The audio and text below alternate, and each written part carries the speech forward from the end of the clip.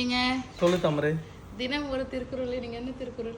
அதிகாரம் வந்து பாத்தீங்கன்னா வான் சிறப்பு அதிகாரம் 2ல என்ன சொல்லியிருக்காங்கன்னா, கெடுப்பதும் கெட்டார்க்கு சார் வாய் மற்றாங்கே எடுப்பதும் எல்லா மழை.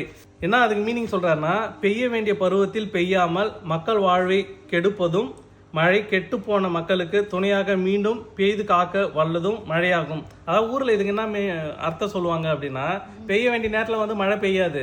அதாவது நெல் வந்து அந்த என்ன சொல்றது கதிர்ல நிக்கும். அப்ப பார்த்தா மழை பெய்யுது, ஈத்து பிடிச்சின்னு காயின்னு சொல்லுவாங்க ஊர்ல. காஞ்சதுக்கு அப்புறம் சாவியா போயிடுன்னு சொல்லுவாங்க, நெல் ஒழுங்கா வராது. அதுக்கப்புறம் பார்த்தோன்னா அந்த விவசாயி வந்து ரொம்ப மனவேதையில இருப்பாங்க. ரொம்ப மனவேதையில, ஐயோ மழை பெய்யாம இப்படி காஞ்சி போச்சேன்னு. கொஞ்ச நாள் கழிச்சு அதே மழை தான் திரும்ப மழை பெய்யும். அந்த மழையை நம்பி தான் திரும்ப நாத்து விடுவாங்க. அதாவது அதை தான் சொல்றாங்க, மழை பெய்யாம கெடுக்கிறதும் மழை தான். திரும்ப அந்த மழை தான் திரும்ப மழை பெய்ய வச்சு அவங்களுக்கு திரும்ப வந்து ஒரு உற்சாகம் கொடுக்கும் அடுத்த முறை விவசாயம் பண்றதுக்கு. இதை தான் வந்து மீனிங்ல சொல்லியிருக்காங்க. அதே எங்க ஊர்ல என்ன பண்ணுவாங்கன்னா, இப்ப எங்க வீட்டுலாம் கிணறு கிடையாது. நாங்க என்ன பண்ணுவோம்னா வானம் பார்த்த பூமின்னு சொல்லுவாங்க. ஏரியில அதை மழை பெஞ்சு அந்த மழையிலேருந்து ஏரிக்கு தண்ணி வந்து அங்கேருந்து வந்தாதான் நாங்களாம் நாத்தே விடுவோம்.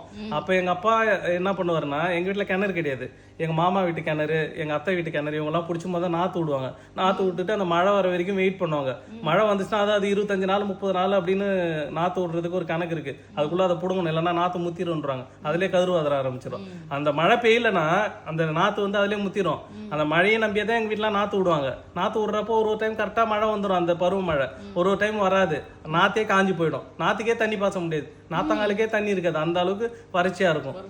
இதைதான் வந்து அந்த சொல்லியிருக்காங்க. அந்த அப்படி காயறதும் மானம் தான். திரும்ப அவங்களுக்கு மழை பெஞ்சு அவங்களுக்கு ஒரு உற்சாகம் கொடுக்குது அந்த மழை தான். இதைதான் வந்து திருவள்ளுவர் அப்பயே சொல்லியிருக்காரு. ஓகே மக்களே, இதே மாதிரி நீங்க ஏதாவது திருக்குறள் கேள்விப்பட்டிருந்தீங்கன்னா மழையை பத்தி நீங்களுமே வந்து கமெண்ட்ல சொல்லுங்க. ஓகே மக்கள்.